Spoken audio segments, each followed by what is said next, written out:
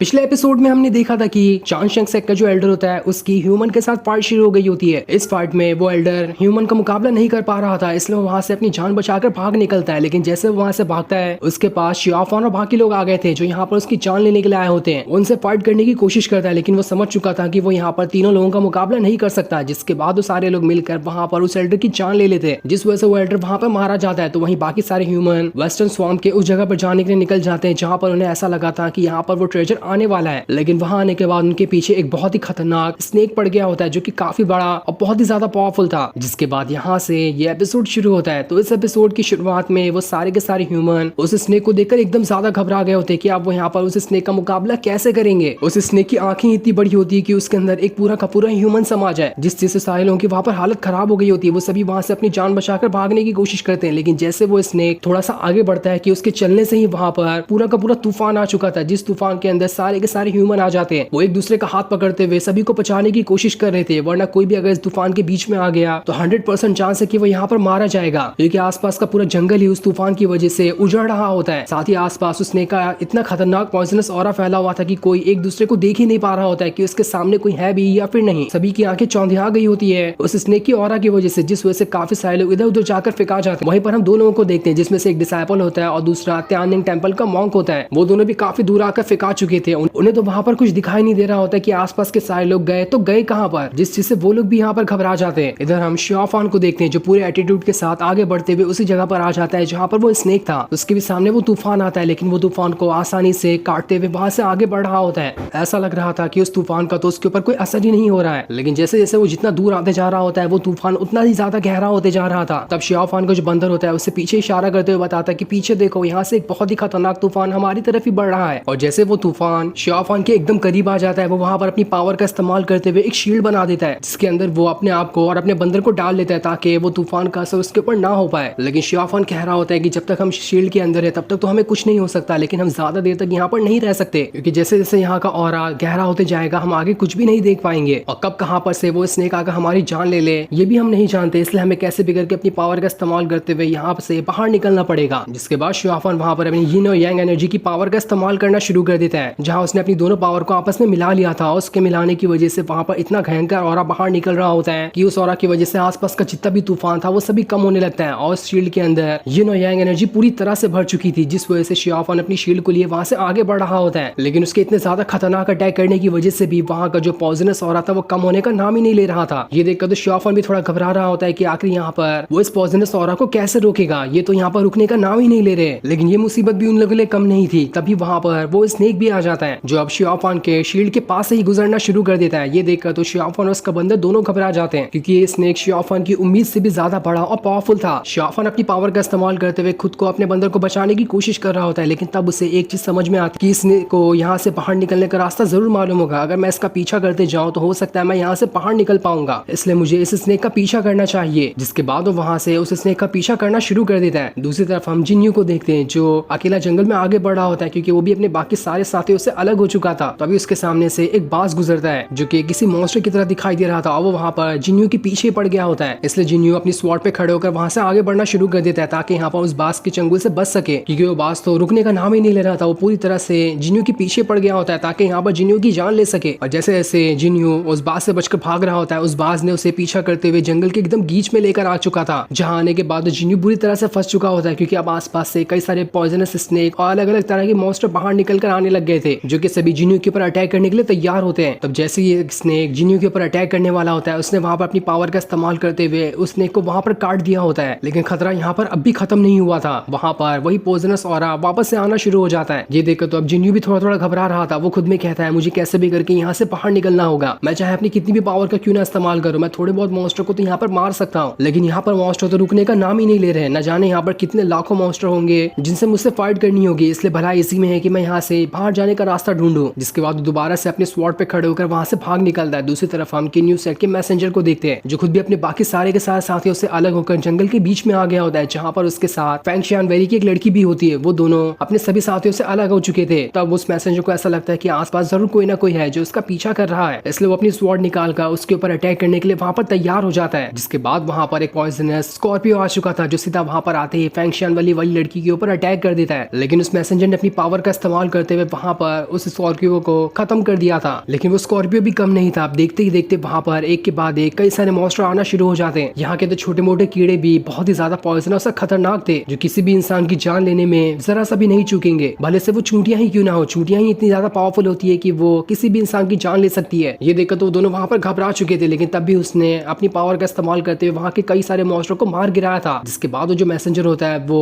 उस लड़की से कह रहा होता है, इस फॉरेस्ट की जितनी भी गहराई के अंदर हम जाएंगे उतना ही ज्यादा ये फॉरेस्ट खतरनाक होते जाएगा। जितना मैंने सोचा था, मेरी उम्मीद से भी ज्यादा ये खतरनाक है। तब वो जो लड़की होती है मैसेंजर से कह रही होती है, आपका बहुत बहुत शुक्रिया जो आपने यहाँ पर मेरी जान बचा ली, वरना तो आज ये सारे के सारे मॉन्स्टर मिलकर मुझे खा ही जाते। जिस पर मैसेंजर उससे कहता है, तुम्हें मेरे से थैंक यू कहने की कोई जरूरत नहीं है, तो मेरा फर्ज था। हर एक डिसाइपल को किसी दूसरे की मदद करनी ही चाहिए, क्योंकि कब कौन जाने कि किसके ऊपर मुसीबत आ सकती है। अगर हम आज किसी की मदद करेंगे तो कल कोई और हो सकता है हमारी मदद करने के लिए आ जाए। जिसके बाद वो उस लड़की से कहता है, अभी यहाँ पर अंधेरा होने वाला है, लेकिन अंधेरा हो उससे पहले हमें यहाँ से निकल जाना चाहिए। हम रास्ते में चलते हुए बाकी लोगों को ढूंढने की कोशिश करेंगे, क्योंकि जहाँ तक कि मेरा ख्याल है अंधेरा होते ही यहाँ पर और भी खतरनाक मॉन्स्टर आ सकते हैं, जो हमारी जान लेने में कोई कसर नहीं छोड़ेंगे। जिस पर वो लड़की कहती है, आप बिल्कुल ठीक कह रहे हैं, हमें यहाँ से अभी तुरंत ही चले जाना चाहिए। हम नहीं जानते कि कब कौन सा खतरा आकर हमारे पर अटैक कर दे। जिसके बाद वो दोनों वहाँ से आगे बढ़ना शुरू कर देते हैं ताकि अपने बाकी साथियों को वहाँ पर ढूंढ सके। दूसरी तरफ हम शियाफान को देखते हैं, जिसने अपनी स्टिक को आगे रखा होता है और उस स्टिक के अंदर से ऑरा निकलते हुए सामने आने वाले जितने भी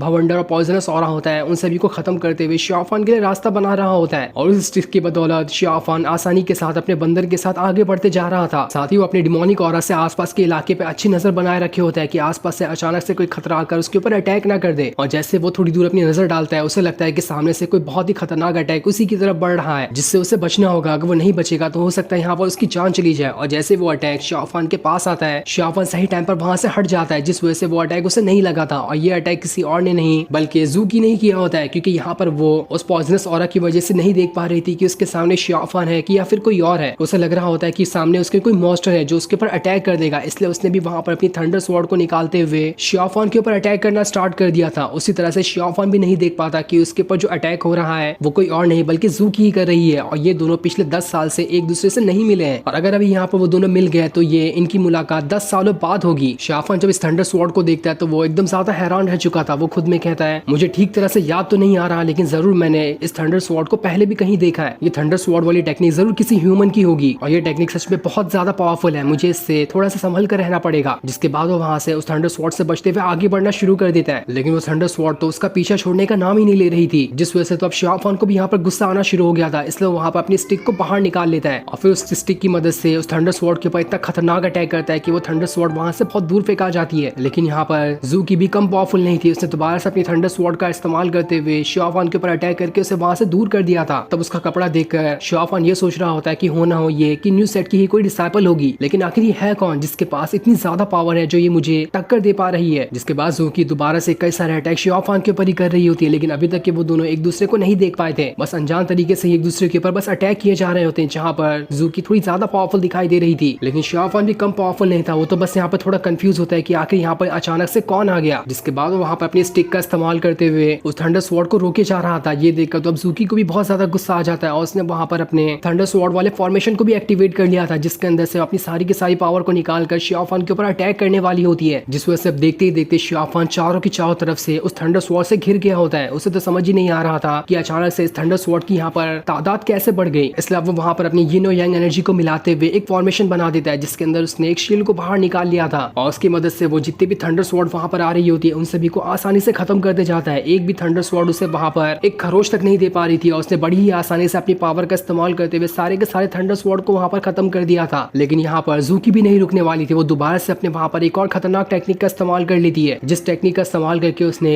चांशंग सेक के एल्डर की भी वहाँ पर हालत खराब कर दी थी। और जब यहाँ पर शियाफान इस अटैक को देखता है तो वो समझ जाता है कि इस अटैक को मैं यहाँ पर इतनी आसानी से नहीं झेल सकता, मुझे यहाँ पर अपनी रियल पावर का इस्तेमाल करते हुए इस अटैक को यहाँ पर रोकना होगा और जल्द से जल्द यहाँ पर ये कौन सा इंसान आ गया है इसे हराना, वरना मुझे नहीं लगता कि इंसान आसानी से मेरा पीछा छोड़ने वाला है। जिसके बाद अब वो वहाँ पर अपने डिमोनिक पावर को एक्टिवेट करना शुरू कर देता है, जिस वजह से उसके स्टिक के अंदर से इतना भयंकर ऑरा बाहर निकल रहा था कि वहाँ पर उसके ऑरा से बिल्कुल तूफान सा आ चुका था। और अब शियाफान अपने स्टिक को लिए सीधा ज़ूकी की तरफ ही बढ़ना शुरू कर देता है ताकि उसके थंडर स्वॉर्ड के साथ साथ उसका वहाँ पर फॉर्मेशन भी खत्म कर सके, जिस वजह से तो वो यहाँ पर ज़ूकी को हरा देगा। वो दोनों अपनी पूरी पावर का इस्तेमाल करते हुए एक दूसरे की तरफ ही बढ़ रहे होते ताकि एक दूसरे की वहाँ पर जान ले सके। लेकिन जैसे वो थोड़ी दूर एक दूसरे के करीब आते हैं, ज़ूकी को वहाँ पर नजर में दिखाई दे जाता है कि जो उसके सामने है वो कोई और नहीं बल्कि शियाफान ही है। ये देखकर देखकर तो उसके पैरों तले जमीन खिसक जाती है कि उसने आके 10 सालों बाद शियाओ फान को देख लिया। उसी तरह से शियाओ फान भी जब जूकी को यहाँ पर देखता है तो वो भी एकदम ज्यादा हक्का बक्का रह चुका था कि वो जब से जिस इंसान से फाइट करते हुए आ रहा है वो इंसान को यह नहीं बल्कि जूकी ही थी। उसे समझ आ गया होता है कि जूकी इतने सालों में काफी ज्यादा पावरफुल बन चुकी है, इसलिए जैसे उन दोनों का अटैक एक दूसरे पे लगने वाला होता है इससे पहले वो दोनों अपने अटैक को वहां पर रोक लेते हैं, जिस वजह से वो दोनों एक दूसरे के आमने सामने से होते हुए गुजर जाते हैं और इस तरह से दोनों का अटैक एक दूसरे को नहीं लगता। लेकिन वो दोनों वहां पर कुछ सोच समझ पाते हैं, अटैक को रोकने की वजह से वो दोनों वहां से बहुत दूर फेंका गए होते हैं और पॉइजनस ऑरा की वजह से वो दोनों दोबारा से गुम हो जाते हैं। कोई किसी को नहीं देख पा रहा था कि कौन कहां पर चला गया। जिसके बाद हम जूकी को देखते हैं जो काफी दूर आने के बाद एक जगह पर खड़ी होती है और वहां पर खड़े होने के बाद वो शियाओ फान को याद कर रही होती है, जहां वो उससे कह रही होती है कि फ्यूचर में हमारी मुलाकात फिर से होगी, लेकिन मुझे इस बात का ख्याल रखना होगा कि जब भी हमारी मुलाकात होगी हम पुराने जैसे दोस्त नहीं रहेंगे, हम एक दूसरे के दुश्मन बन चुके होंगे क्योंकि तुमने डीमन पाथ को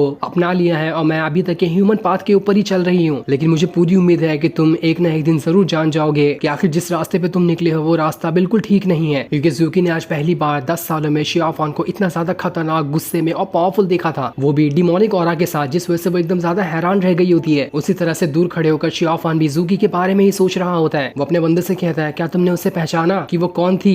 लेकिन मैं उसे पहचान चुका हूँ कि आखिर वो कौन थी, लेकिन उसने मुझे यहाँ पर जिंदा क्यों छोड़ दिया, जबकि उसने मेरा डिमोनिक ऑरा देख लिया था, जिस वजह से उसे मालूम पड़ गया होगा कि मैं एक डीमन हूँ, पर तब भी उसने मुझे वहां पर अटैक नहीं किया और मुझे वहां पर से जाने दिया। वो तो एक ऐसी लड़की थी जिसे डीमन से सबसे ज्यादा नफरत है, तो आखिर तब भी उसने मुझे वहां पर क्यों छोड़ा? इसी चीज की वजह से उसे वहां पर बहुत ही ज्यादा गुस्सा आ रहा होता है। उसे समझ ही नहीं आ रहा था कि आखिर वो गुस्सा करे तो करे किस चीज पे, और पुरानी ह्यूमन वाली बातें याद करने की वजह से उसका जो डिमोनिक ऑरा होता है धीरे धीरे करते हुए उसके ऊपर हावी होना शुरू हो जाता है, ताकि शियाओ फान दोबारा से अपने ह्यूमन वाली यादों में ना चला जाए। जब 10 साल पहले वो ह्यूमन से इतनी ज्यादा क्लोज हुआ करता था और डीमन से नफरत करता था, इसी वजह से उसका डिमोनिक ऑरा उसे वहां पर पोजेस कर रहा होता है ताकि शियाओ फान को फिर से डीमन बना सके, जिस वजह से अब देखते ही देखते शियाओ फान के अंदर से भयंकर तरीके से डिमोनिक ऑरा बाहर निकलने लग गया था। इस चीज को देखकर तो शियाओ फान भी हैरान रहता है कि आखिर मेरे साथ ये हो क्या रहा है। वो अपने ऑरा को कंट्रोल करने की कोशिश करता है लेकिन वो तो कंट्रोल ही नहीं हो रहा था, उसके स्टिक की सारी पावर उसकी बॉडी के अंदर जाने लगती है। इस चीज को देखकर तो शियाओ फान का बंदर भी घबरा जाता है, वो उसके ऊपर से साइड होकर निकल आता है क्योंकि उसे लग रहा था कि शियाओ फान यहाँ पर इतना ज्यादा गुस्सा हो चुका है कि कहीं वो उसके ऊपर हमला करते हुए उसकी जान ना ले ले, क्योंकि शियाओ फान यहाँ पर पूरी तरह से डिमोनिक ऑरा के पोजीशन में जा चुका था। वो वहां पर हिल भी नहीं पा रहा होता है और उसका वहां पर पूरी तरह से खून खौलने लग गया था ह्यूमंस को लेकर। इस वजह से उसके अंदर से इतना भयंकर तरीके से ऑरा बाहर निकलता है कि आसपास की पूरी जगह ही टूटना शुरू हो जाती है। ऐसा लग रहा था कि चारों तरफ बिल्कुल तूफान सा आ चुका है। ये देखकर तो बंदर भी हैरान था कि न जाने शियाओ फान को अचानक से यहाँ पर हो क्या गया। शियाओ फान अपनी वहां पर पूरी कोशिश कर रहा होता है ताकि वो उस डिमोनिक ऑरा को रोक सके, लेकिन वो ऑरा तो रुकने का नाम ही नहीं ले रहा है। पर तब भी शियाओ फान ने अपनी पूरी ताकत का इस्तेमाल करते हुए अपनी यिन और यांग एनर्जी का इस्तेमाल करके वहां पर डिमोनिक ऑरा को कम करने की कोशिश कर रहा होता है और काफी देर की मेहनत के बाद वो धीरे धीरे करते हुए अपने डिमोनिक ऑरा को वहां पर कंट्रोल कर पा रहा था, जिस वजह से वो फिर से वहां पर नॉर्मल हो जाता है। वरना अगर वो वहां पर नॉर्मल नहीं होता तो न जाने यहाँ पर कितने लोगों की वो जान ले लेता अपना होशो हवास खोकर। तब जैसे वो नॉर्मल होता है उसके पास उसका बंदर आता है जो वहां पर शियाओ फान को संभालने के लिए आया था। तब शियाओ फान जो होता है उससे कह रहा होता है वो तो भला हो मेरे